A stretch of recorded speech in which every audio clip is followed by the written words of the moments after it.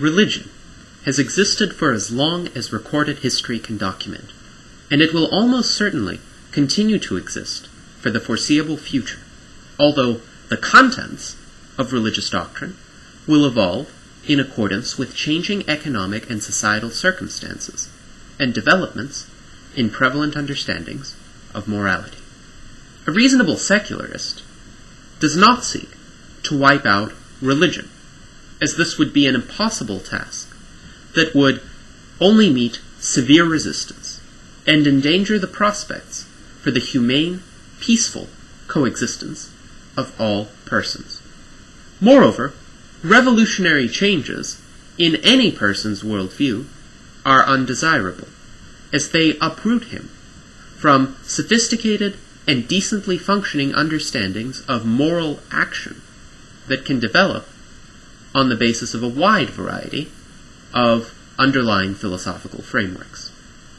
Any changes in a person's philosophy need to be gradual and thoroughly considered, and thus nobody concerned with maintaining the peace of human interactions should wish for an instantaneous overhaul of all religious persuasions.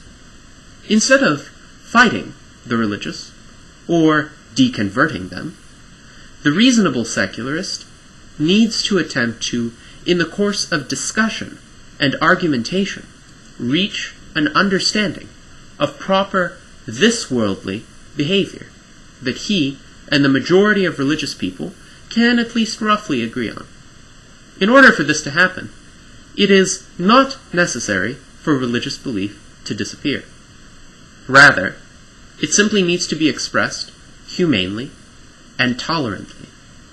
The following is a list of expectations that the secularist should be able to reasonably make on all religious persons. Many religious persons, in fact, already adhere to these points, and thus should not be actively opposed in the expression and practice of their beliefs.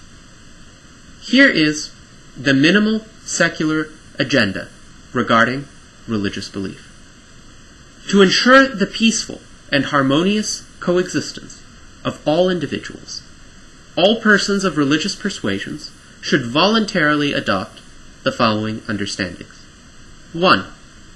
A recognition that it is possible for non-religious people to behave morally, and to behave just as morally, if not more so, as any religious person.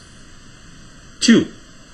A renunciation of all coercive apparatuses, governmental or private, for the imposition of religious beliefs and practices on those who do not wish to receive them. 3. A renunciation of all coercive apparatuses, governmental or private, for the suppression of non-religious beliefs and practices. 4. A renunciation of support for coercively obtained funding for religious or religiously affiliated institutions. 5. A renunciation of any religious criteria for the holding of leadership positions in public office or in private businesses which have no direct relation to religious or philosophical activity. 6. A recognition that lifestyles and behaviors which are objectionable on a solely religious basis can only be legitimately countered by private, non-coercive efforts, and not through the use of governmental or private coercive power.